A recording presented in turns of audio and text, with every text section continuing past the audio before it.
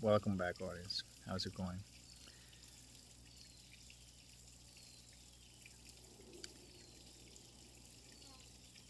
I got an interesting one for you today.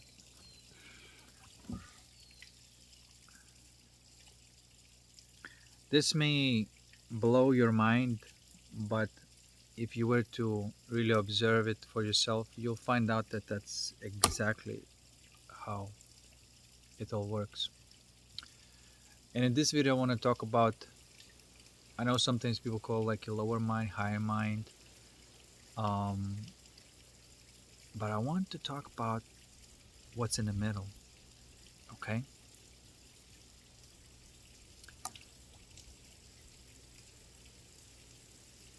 And every time we use the word mind, we have to mean something specific. Like what do we mean? Um, there has to be, for example, what is the lower mind or the brain, if not information and data, right? If there's no information and data, what is the brain? It's without it, it's pretty much nothing. It has to have that to be the brain, the lower mind. The higher mind.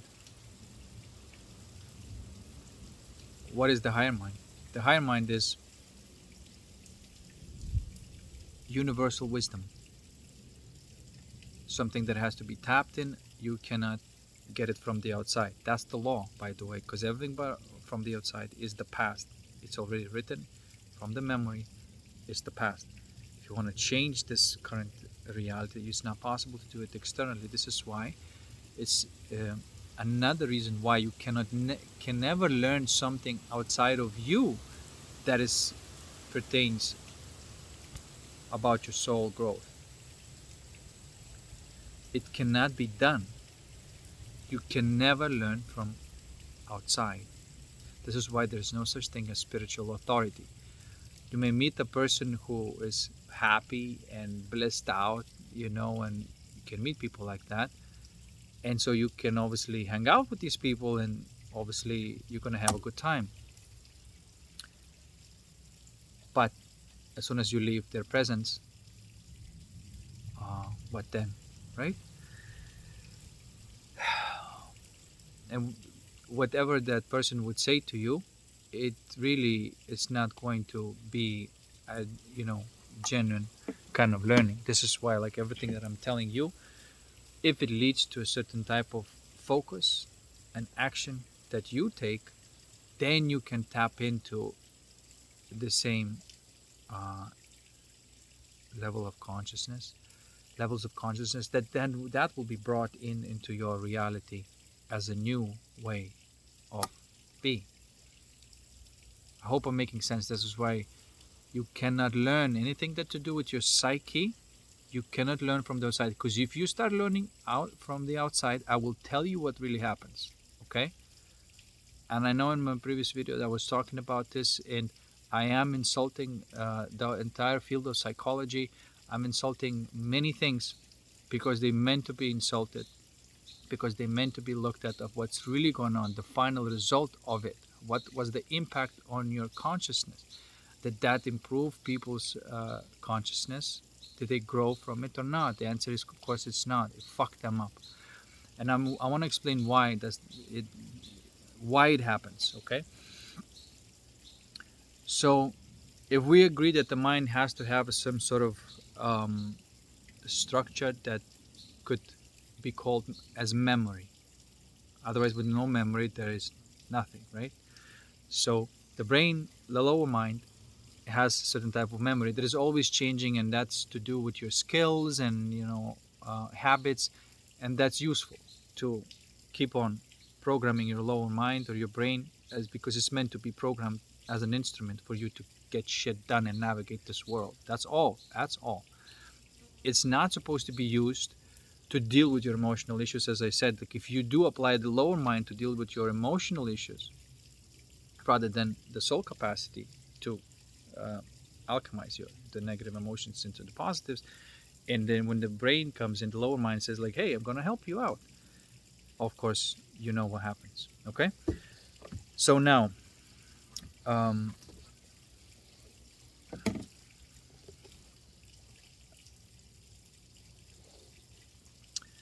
now what's between the higher mind, right, and your lower mind? Okay,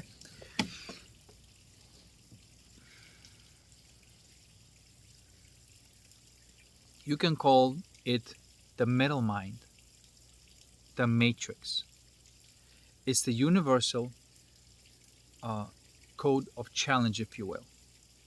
It's a big program that's been written uh, to elicit the challenge. It is not. This is a static thing. It is a game. We wrote this program to challenge ourselves. Okay. If the higher mind takes over this middle mind, then you can say, God is winning. If the lower mind takes this, then you can say the Satan is winning, because your lower mind is the Satan.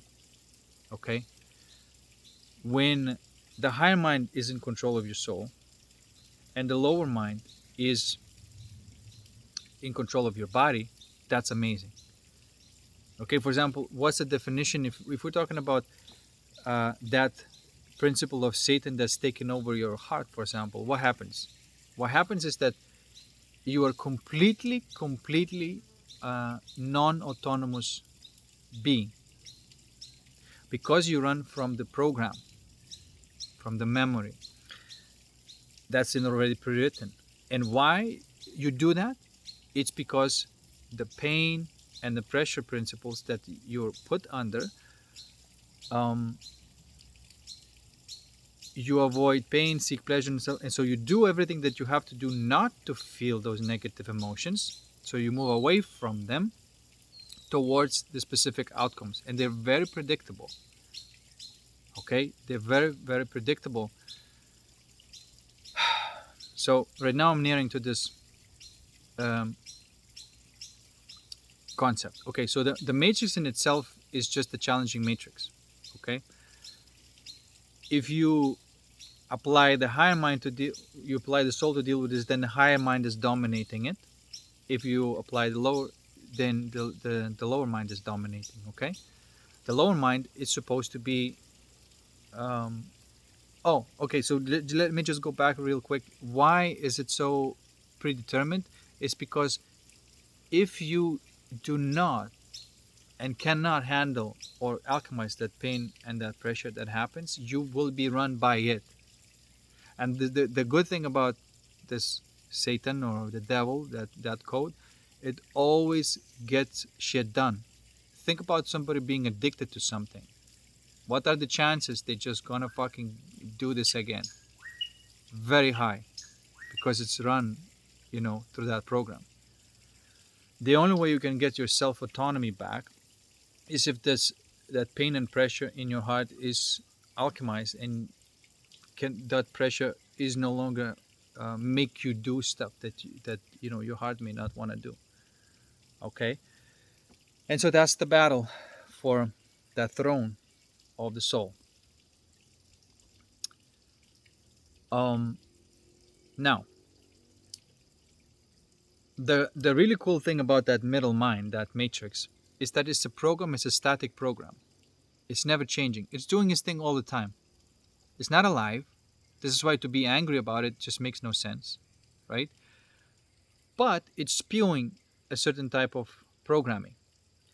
If the people on this planet is not going the soul way, not alchemizing emotions, that program automatically encodes their behavior. And so that is one thing. Okay? This is why there's no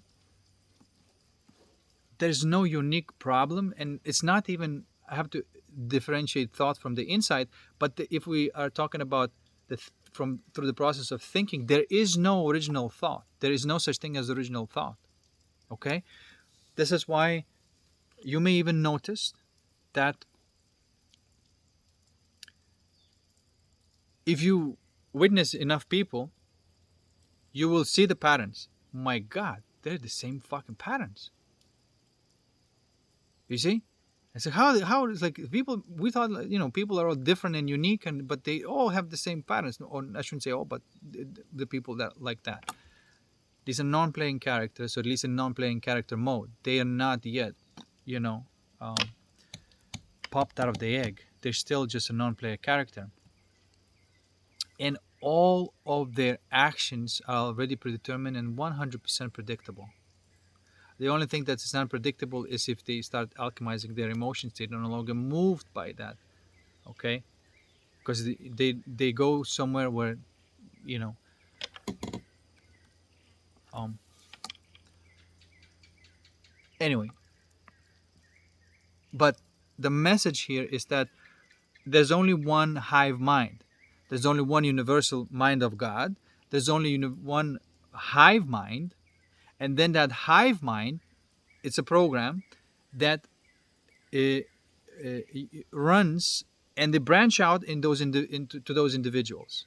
And there is a limited number of these individuals, and these individuals, they're not the same, they're different. That's why that program affects them in like a different way, and so they have one type of addiction and another type of addiction, right? So there's but they're all running from the same script, and so the one might be a little bit towards delirium, another one might be towards OCD, right? But what I'm trying to say is that they do not have original thought. They don't have their own thoughts. This is what I'm trying to say. There's no such thing as your own thought. There's a program. It's a hive mind, and anybody who's connected to the matrix and operates from that level has no self-authority. Let's be honest about this, and also watch how many people do not have self-authority. You'll be fucking shocked.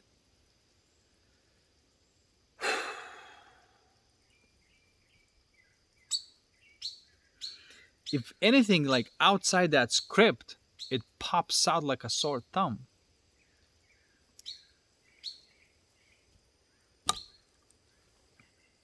Because it basically goes against it. Okay, so there's your like brain, which is just like a memory, individual mind, if you will, hive mind, and universal mind. Any person who's still has not alchemized their emotions run by that hive mind.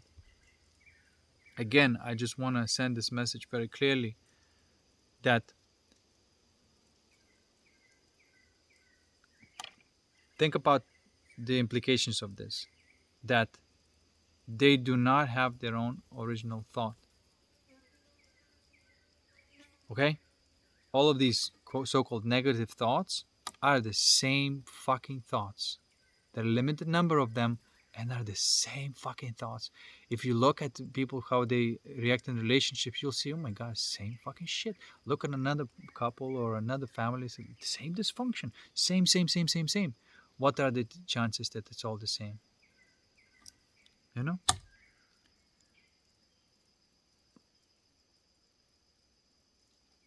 This is why you can even like see one group of people, watch what's going on there, and then you see another group of people, maybe another side of the world, and it's like, what the fuck? It's like a watching same sitcom,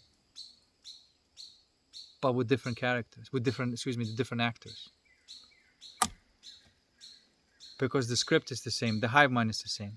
It's pre-coded, okay? But if you can accept this, and look, and I'm saying that includes even those spiritual authorities that people go and they follow them. That includes them. What made you think that they're still not connected to the hive mind? They may be very fucking convincing, but they are still playing a character. How the fuck do you know that they're just not the character?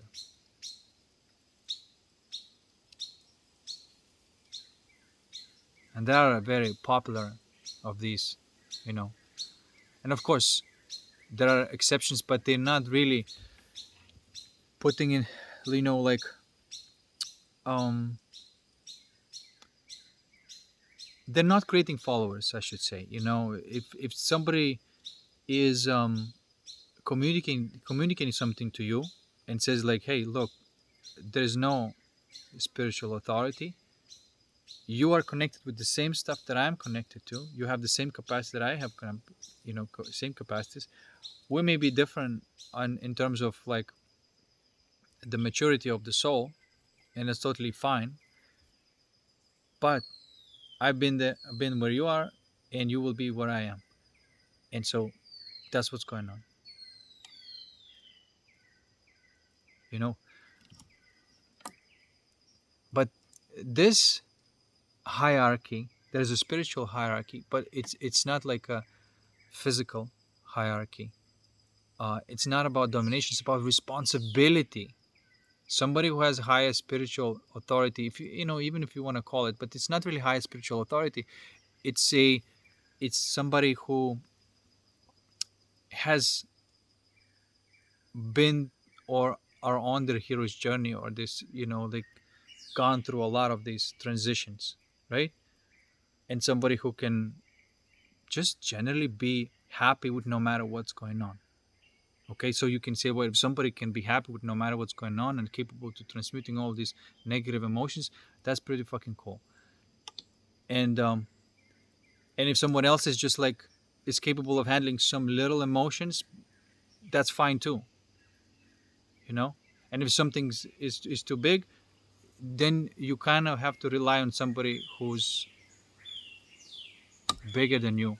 But not that in terms of developing dependency, in terms of that, it's just naturally how it is. The more mature soul is automatically responsible for less mature soul. It's responsibility, it's duty, it's work, it's not domination. Okay, this is why there is such thing as spiritual hierarchy, but it's not how the physical hierarchy. It's not about domination, it's about responsibility. Okay.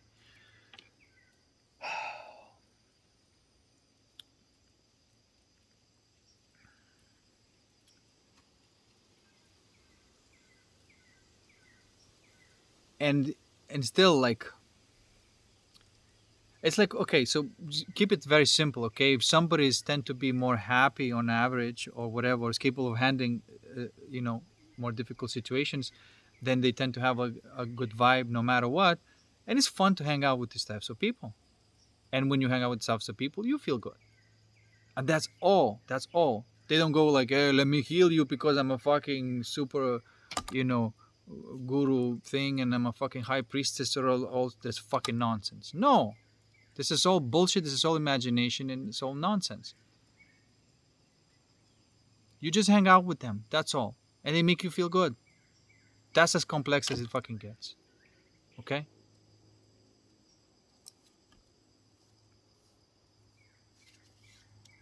And that's the most that you can get out of it. If you start asking, all sorts of um, uh, belief system, and you start building your belief system, then you lose that. Then you lose the enjoyment, and you lose all these good feelings, because you start getting into, again, this building the knowledge base in your heart, which is the root of all evil.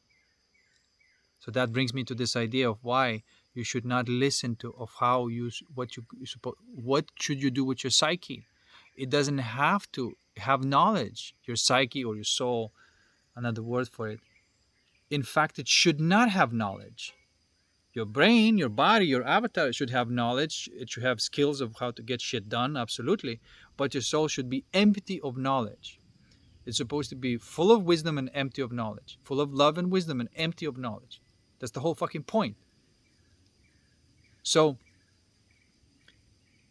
you don't, if you have to drop all that knowledge, all the belief system, then what are you doing learning about it?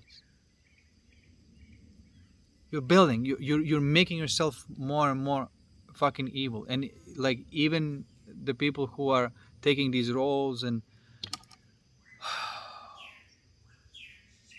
I'm sorry to say that, but they grew in the wrong way. They grew this tree of knowledge, like, now they're just knowledgeable. But what about the vibe?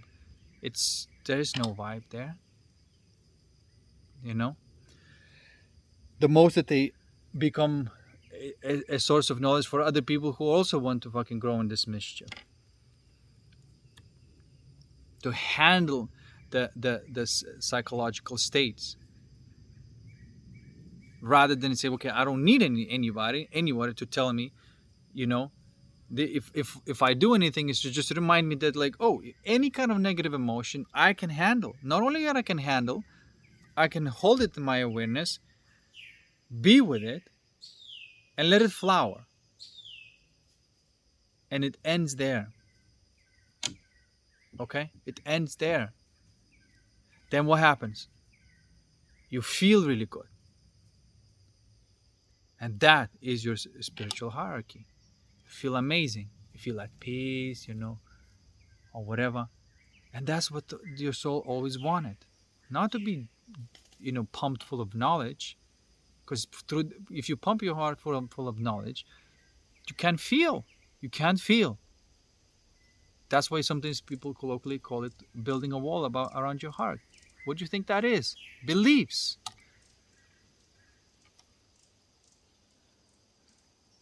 And then when the beliefs are crumbling down, then those feelings come out, and then they come out. And if you know that you're ready, and you say, like, yeah, well, I want to transmute all those feelings.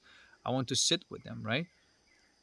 And I want to not judge them. I just want to be with them and be one with them, and attention itself, where, like, I don't have an interpretation that they're bad. Because what are you without words? What are your feelings without words?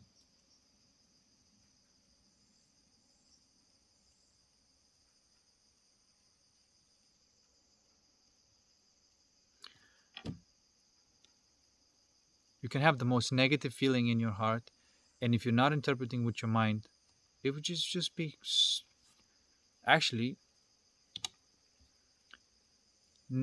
neither positive neither negative. And what is neither positive neither negative?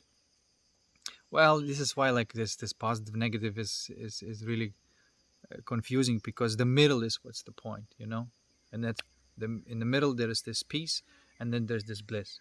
It's neither pain neither pleasure. It's in the middle. Okay. That happens when you're no longer interpreting it with your brain.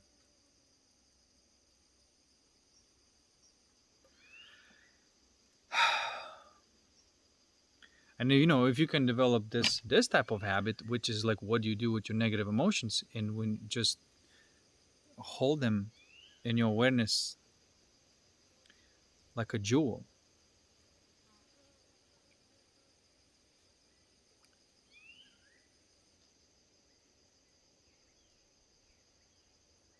There's nothing that you can't feel emotionally that could be interpreted as negative anymore. That is a true liberation. Okay? When there's no emotion that happening within you that you could interpret it as negative, as when they're all just like this, just different things of sensation. I shouldn't say sensation, feelings. Because you see the truth behind it. You see, like, oh, that's actually pretty beautiful. There could be the grief could be beautiful, the sadness could be beautiful, and you try to avoid it. When you're no longer afraid of any kind of emotional state, then you're really free. Then you're really free. And notice that you didn't have to learn anything. In fact, you had to forget everything that you fucking learned in terms of your psyche. Again, learning how to um, speak the language, play guitar, um, dance, martial arts, all the body and skills, and yeah, that learning in fact, that's what you should be doing every day, learning something in terms of your body and in terms of those skills, but not your psyche. 80-90% of all the videos and all the content about like how somebody, just another fucking programming, no, fuck all that shit. You don't need any of that. There's this another coping industry.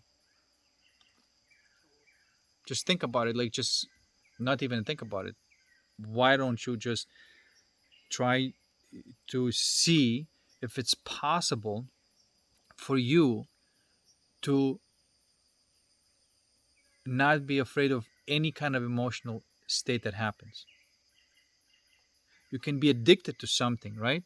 And when that arises, that feeling like, oh, I gotta get my fucking hit, when that arises, see if it's possible for you to sit with it without taking any action, without interpreting it, and see if it's not gonna flower in something amazing. Because if it does flower in something amazing, and if you can go through this, and the first time maybe kind of, you would need to have a lot of attention and a lot of energy just to do this, and you're going to have to stop all the other shit that is doing and what it's telling you to do. But if you do this once, you'll say, fuck, it's possible. And that's it. And then off you go from there. And you're not going to listen to no schmuck telling you how to behave. Because that intelligence inside you, behind all of those emotions, is a real intelligence. It has nothing to do with time. It has nothing to do with memory. You can call it quantum, or infinite. That's what your soul really wants. It wants to be infinite and quantum, and that's the real intelligence. Now, from that intelligence, something amazing comes out. There's always ingenious solutions to the things that no one can ever think of, because you can't think about the ingenious solutions. The only thing that you can do is let them be born. This is why being in that state of peace and bliss, and I should say that obviously some people may say like, well, I do feel peace, but I'm not sure what you're talking about bliss. It's not everyone's gonna be feeling this, because honestly, if I'm completely honest, the way I see it, it's basically the stage of development and the masculinity as well. And if you notice, most of the spirituality doesn't seem very freaking masculine. You know what I'm trying to say? I don't want to talk about like specific people, but there is true spirituality that some people, like in sports, some people, and all these other things, that you can see that there's a real man and connected with the spirituality, but they don't even fucking talk about that shit. Real masculine men, not these fucking alpha muppets.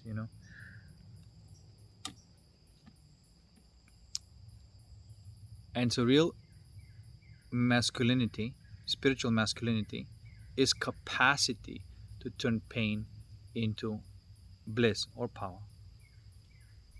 And so that's why if you're masculinely polarized in your heart, more masculinely polarized, you're gonna be experiencing more of that bliss thing. Okay? If you're more femininely polarized, you're gonna be experiencing more of that peace thing, more compassion or more power. And it's totally fine, because one could receive that compassion from somebody else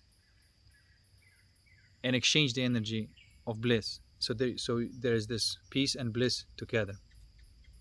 Yes, it is possible to just be somewhere in the middle yourself, but that's then again, like, you gotta ask the question: do you want to be?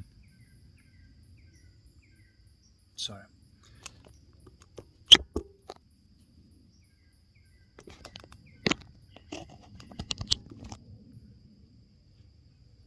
Do you want to be there, right?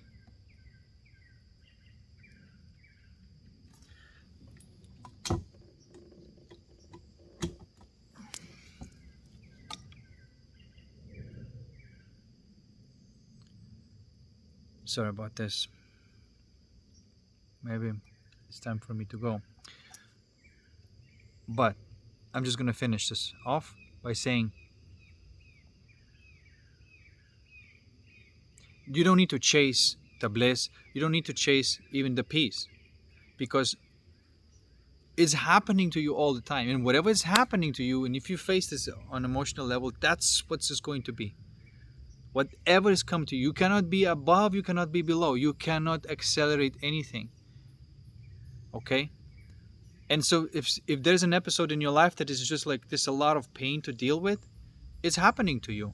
And if you deal with well, then it's going to be turned into that sensation of bliss or feeling of bliss. If there's a lot of like this pressure thing that is happening to you, then that's what's happening to you. And so if you transmute that, there's going to be a certain type of peace behind it. Okay? Where you're at is ideal place to be, because your uh, perceptual experience will be that this is perfect. And so when you are at that edge, where continuously unfolding edge, that's where you can never be ahead, you can never be behind. If you be on a continuous unfolding edge as it's going, and you moving through time together with it, that's the edge of life. And so this is where it will always feel the most peaceful and the most blissful for you. Okay? And if you try to go beyond that, you're going to enter pain. If you're going to try to fall back, you're going to enter pressure. You got to always be at that thing. Okay? Anyway, hopefully I'm making sense. The message of this story is that there is no individual mind per se. There is only hive mind. And if people still have not alchemized their emotions, they are non-player characters. Okay?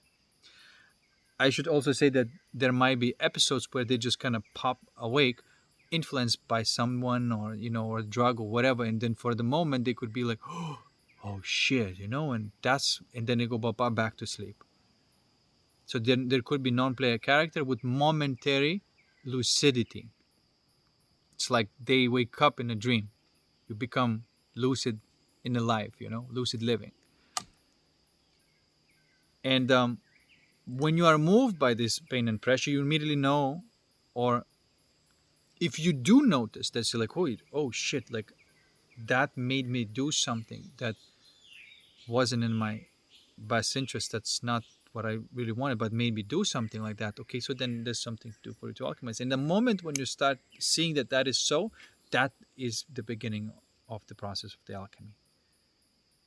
Because if you are not aware of that, if you're not aware that you're losing the control and your emotions start running you, then of course you're asleep, you're not even aware. But if you are aware, that is enough for you to go back to this.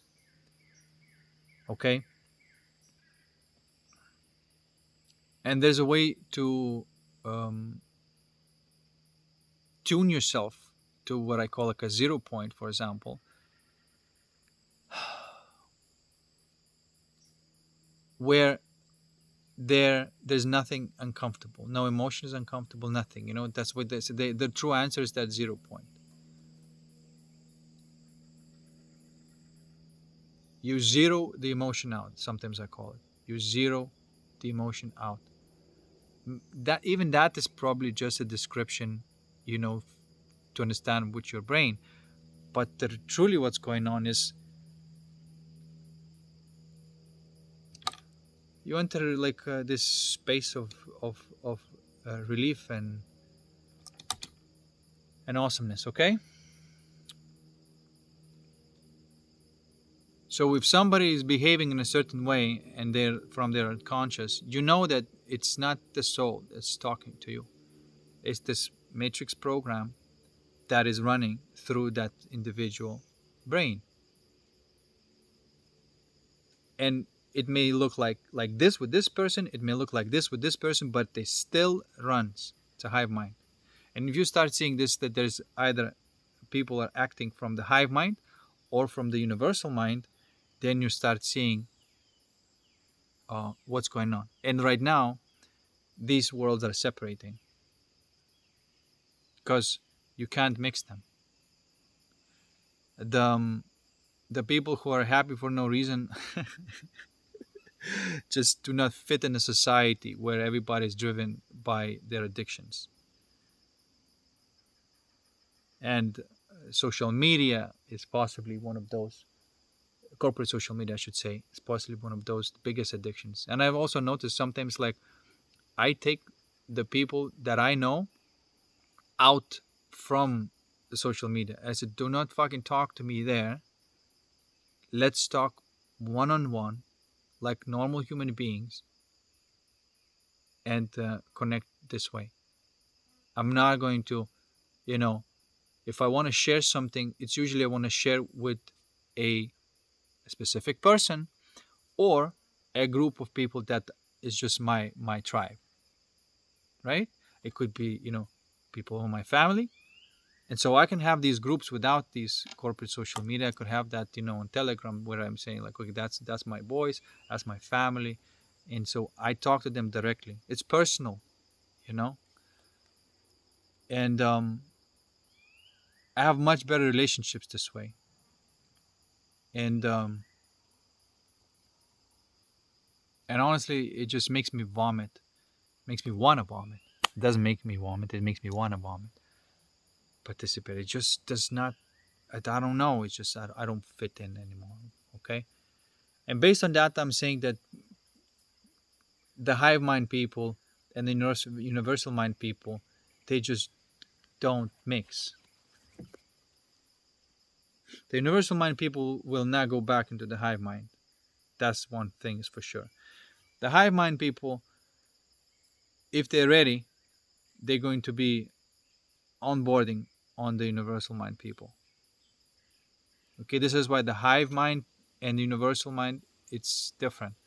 You can be all connected through the hive mind or all connected through the universal mind, the mind of God. You are either run by the mind of God or the mind of Satan or the matrix, right?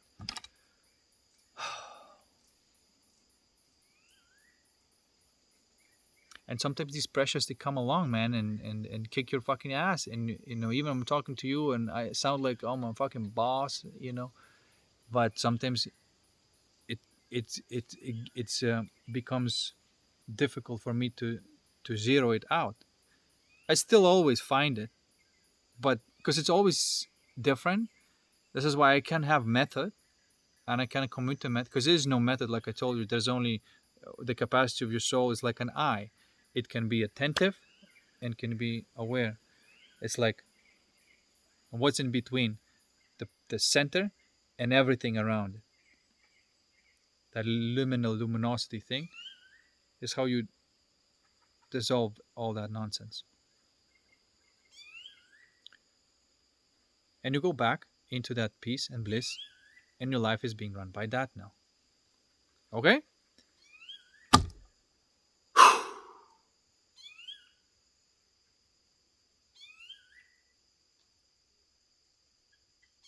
There is no single person with their own thought. It's all coded. There is only insights that could be unique, but even they share something that is common to the universal mind. Okay? There are only players of life and non-player characters. And I'm not saying that, oh, a bunch of idiots and non-player characters. No, I'm just saying that there are some people who chose to be that. And by the way, all evil is non-player character, by the way. And so that's why uh, anybody who participates with the hive mind, there's a certain level of evil. Otherwise, they would not fit in. And some people's, there might be some like good people, but they can't fucking fit in, right? There's just no way that you can put them to 9 to 5, some mind-numbing job. They say, no, fuck it, I can't do that shit, and they will find somewhere else where they can exist without being a robot, because they just can't. Okay, they cannot be treated like a robot. They cannot be processed like a robot. They can't, because it's just not. It's against the soul desire. Okay, so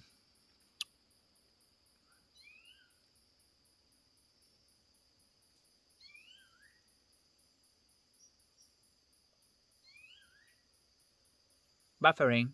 Mm, mm, mm. But what I'm trying to say is that from the non-player characters, sometimes some non-player characters become players, right? If you want to use these types of metaphors, not to say that they're all just asleep or whatever, but some just gonna pop out and say, "Oh, I'm ready. I'm ready to get out of this fucking matrix cocoon. I'm ready."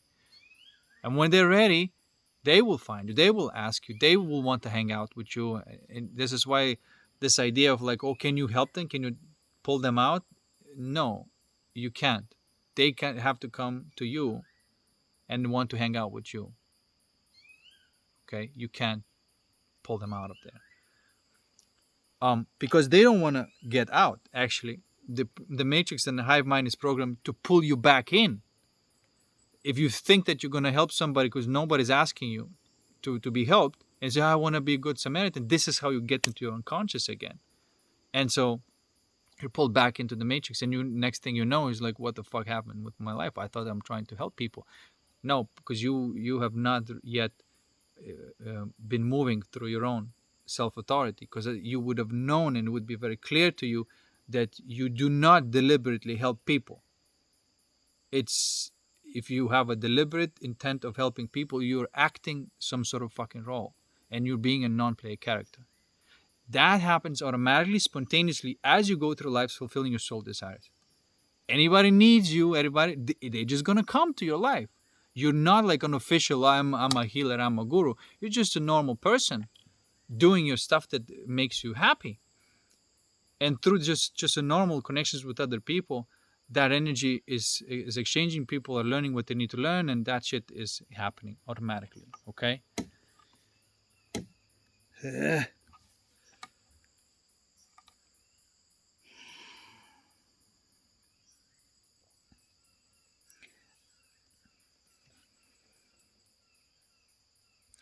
Now, there could be some people in the matrix, um completely camouflaged, and they do not belong to the hive mind, but they're like this camouflaged fucking on some sort of mission. They see everything as it is, as real. They do not belong to it. Like Jesus said, I'm in the world, but I'm not of the world. But they might be undercover. They might be acting like they are, pretending. You see what I'm trying to say?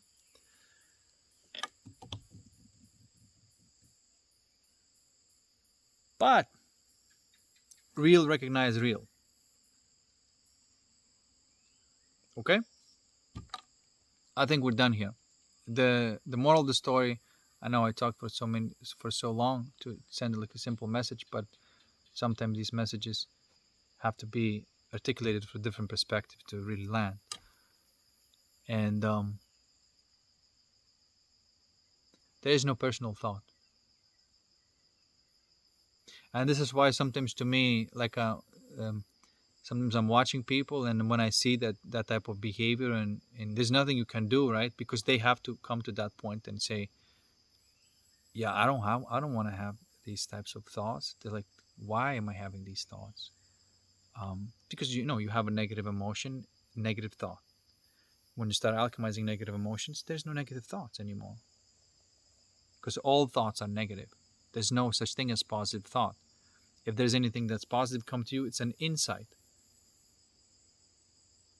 If I'm talking about the psyche, all other thoughts to get shit done, they are neutral. They're not, like, okay, now I gotta, you know, buy bananas. I gotta take this.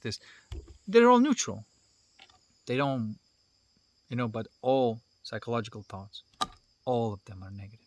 Because psychologically, you must be receiving insights, not thoughts.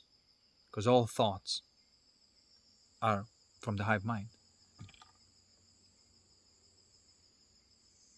But all insights are from the universal mind. Peace. See you next.